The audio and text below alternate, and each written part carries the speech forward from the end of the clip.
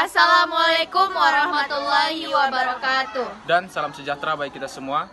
Kami dari kelompok yang materinya polimer akan menjelaskan tentang materi kami yang akan dijelaskan oleh saya dan dilanjutkan oleh Mira Rosanti, lalu akan dilanjutkan oleh Marcia Tiara. Baiklah, saya Michael Abigail Seninggolan akan menjelaskan tentang apa itu polimer, contoh polimer dan jenis-jenis polimer berdasarkan sumbernya. Berdasarkan makalah kami, polimer adalah rantai berulang dari atom yang panjang, terbentuk dari pengikat yang berupa molekul identik yang disebut monomer. Sekalipun biasanya polimer adalah organik, tetapi ada banyak juga yang merupakan inorganik. Dalam bahasa yang mudah dipahaminya, polimer adalah suatu molekul raksasa atau makromolekul yang tersusun atas molekul kecil atau monomer yang berulang hingga membentuk suatu polimer. Contoh polimer yang paling terkenal adalah plastik. Jenis-jenis polimer berdasarkan sumbernya terbagi menjadi 3, yaitu yang pertama adalah polimer alami atau polimer alam yang terbentuk melalui proses alami. Contoh polimer alam adalah karet dan amilum dalam beras dan protein dalam daging. Polimer yang kedua adalah polimer semi sintetik, yaitu polimer hasil modifikasi dari polimer alam dan bahan kimia. Contoh dari polimer semi sintetik adalah selulosa nitrat. Yang ketiga dan terakhir dari jenis-jenis polimer berdasarkan sumbernya adalah polimer sintetis, yaitu polimer yang dibuat melalui polimerisasi monomer-monomer polimer. Contohnya ialah damar dengan kandungan fenol formaldehida. Itulah tadi adalah pengertian polimer, contoh polimer yang paling terkenal, dan jenis-jenis polimer berdasarkan sumbernya. Sekian, terima kasih. Selanjutnya jenis polimer. Polimer berdasarkan sumber dibedakan dalam 3 kelompok. Yang pertama polimer alam yang terjadi secara alami, contohnya karet. Polimer semi sinetik, polimer hasil modifikasi alam dan bahan kimia, contohnya adalah selulosa nitrat. Yang ketiga polimer sintesis, polimer yang dibuat melalui polimerisasi monomer-monomer polimer.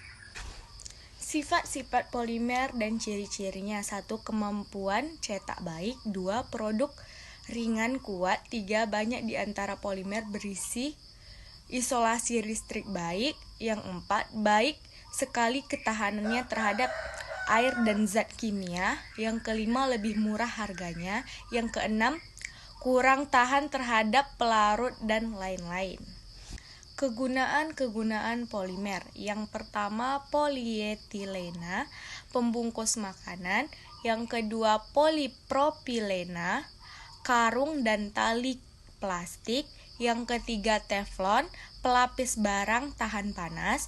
Yang keempat, baklit, yaitu kontak isolator atau asbak. Yang keenam, polimer akrilat, bahan tekstil. Materi selanjutnya yaitu klasifikasi polimer.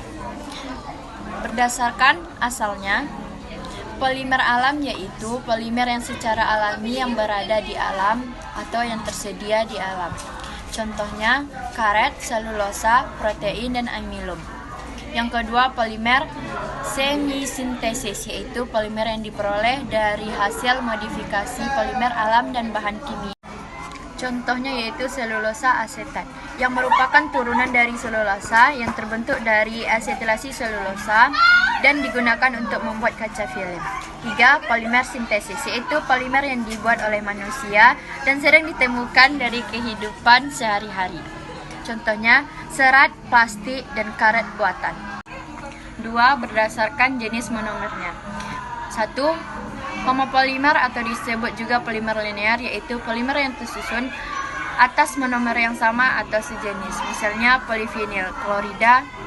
Yang kedua, copolimer, yaitu polimer yang tersusun atas polimerisasi monomer yang berbeda jenis berbentuk suatu polimer. Contohnya nilon 66 yang terbentuk dari polimerisasi adipat dan heksametiledamiamin. 3. Berdasarkan sifat terhadap pemanasan dan sifat kekenyalannya atau gaya intermokuler. Yang pertama, termoplastik, yaitu polimer yang melunak bila dipanaskan dan dapat dibentuk ulang. Yang kedua, Thermosetting yaitu polimer yang tidak melunak bila dipanaskan sehingga tidak dapat dibentuk ulang.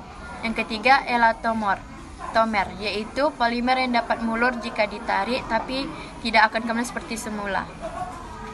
4. Berdasarkan aplikasinya. Yang pertama, polimer komersial yaitu polimer yang sintesis dengan gaya murah dan diproduksi dalam jumlah banyak. Yang kedua, polimer teknik yaitu polimer yang memiliki sifat unggul dan harganya mahal. Yang ketiga, polimer dengan tujuan khusus yaitu polimer yang memiliki sifat keunggulan dan sengaja dibuat untuk kepentingan khusus.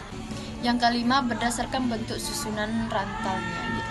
Yang pertama, polimer linear yaitu polimer yang tersusun dengan berulang, berkaitan satu sama lain dan membentuk rantai polimer panjang. Yang kedua, polimer bercabang yaitu polimer linear yang mempunyai cabang berbeda panjang pada rantai utama. Yang ketiga, polimer jaringan 3 dimensi atau polimer rantai silang yaitu polimer jenis ini merupakan polimer linear yang bergabung bersama bentuk jaringan 3 dimensi. Proses pembuatan polimer. Ada 2 cara untuk proses pembuatan polimer. Yang pertama, reaksi polimerisasi adisi. Yang kedua, reaksi polimerisasi kondensasi. Yang pertama, reaksi polimerisasi adisi yaitu monomernya merupakan senyawa alkena yaitu hidrokarbon tak jenuh yang berangkapan rangkap 2. Reaksi polimerisasi adisi dari alkena berbentuk poliklina. Kedua, reaksi polimerisasi kondensasi. Ciri khas reaksi polimerisasi kondensasi adalah monomernya mengandung gugus fungsi dan dihasilkannya produk samping seperti H2O, HCl, NH3, dan CH3COH. Produk samping ini merupakan gabungan dari gugus fungsi setiap monomernya. Cukup sekian materi dari kami. Wassalamualaikum warahmatullahi wabarakatuh.